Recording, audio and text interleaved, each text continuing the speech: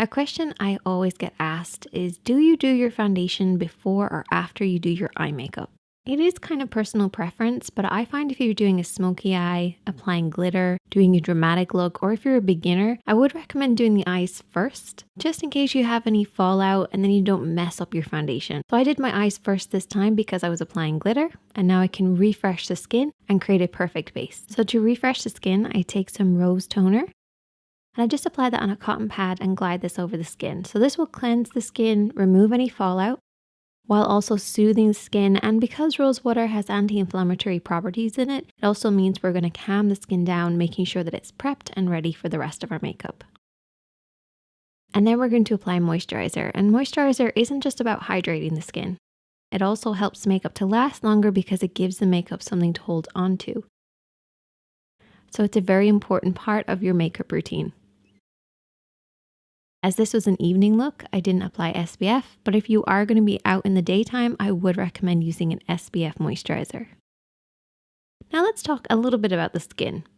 So I have a problem area in my T-zone, which is the area across the forehead and down the face. So the top part of my T-zone is very shiny. And then working through the center, I have larger pores. So down the nose and on either side, I tend to have pores. And that's where my primer comes in, because this is going to help work with these two problem areas. So this primer actually has oil absorbing properties, so it's going to help with that shine.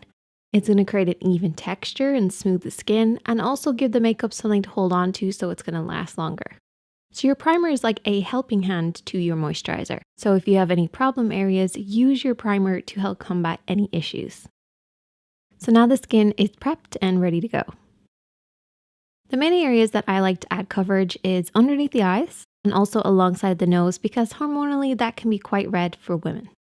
So I'm going to be taking my concealer and I'm going to apply this underneath the eye alongside the edge of the nose, because I do wear glasses, so I like coverage there.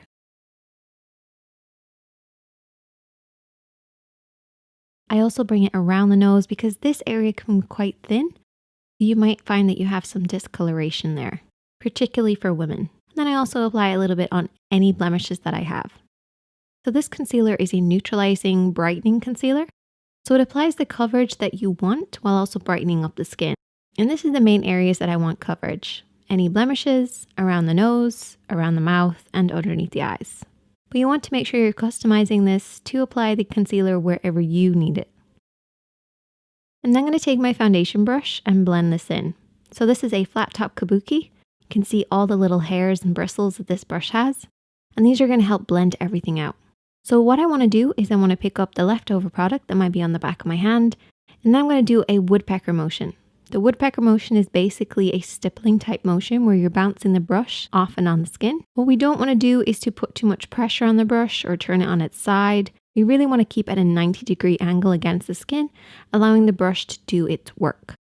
So bounce this off and on the skin to blend in that concealer.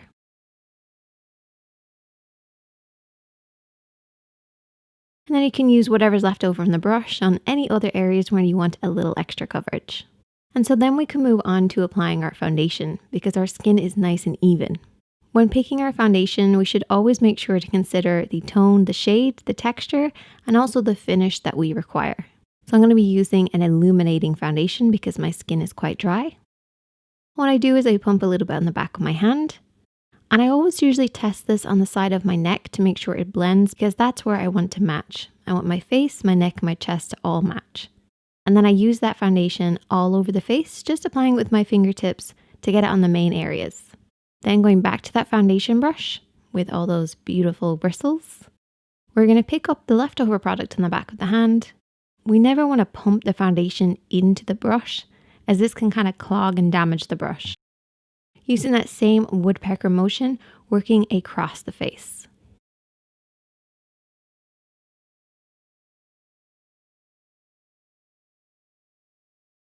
Once I feel I have the coverage that I desire, I'm going to take a setting spray and just to set this in place. This is a bit strange, but what I do is I spritz the skin now, so we have set the foundation and concealer. That's going to make sure that it's budge proof, it gives it a skin-like finish, and it's also going to help it last longer. I do all of this before I apply any powders to the skin. That way our powders are going on a perfect base. So for powder, I either use a translucent powder or I use a tinted one. This is the L'Oreal True Match Foundation. So it is tinted, it's going to give me extra coverage, but it's also going to set the makeup in place. And I'm going to be using a powder brush to press this into the skin. So what a powder does is it sets the foundation. This means that you have more control over the finish. So if you want to, you can use an illuminating foundation and then set it in place with a powder. That gives you more control over the finish. It also helps with any shine control that you might have. And because this is a tinted powder, it also gives you more coverage and helps the foundation last longer as well. You never want to do too much swirling. You want to really press the product in to start with. This is just going to make sure that foundation doesn't move around. Though we have applied a setting spray, so that will seal everything in and just allow your powders to go on so much better. I'm then going to apply another layer of setting spray over the top of the powders and all the other products that I've used on my skin. So once I've done my bronzers, my blushes, my highlights, I then spritz the skin again, and this will bring it back to a skin-like finish while also helping to last longer. And you can check back next week if you want to see how I apply blushes and contours and all that kind of stuff. Make sure to hit that subscribe button if you haven't already. Hit that like button, and I will see you guys next week.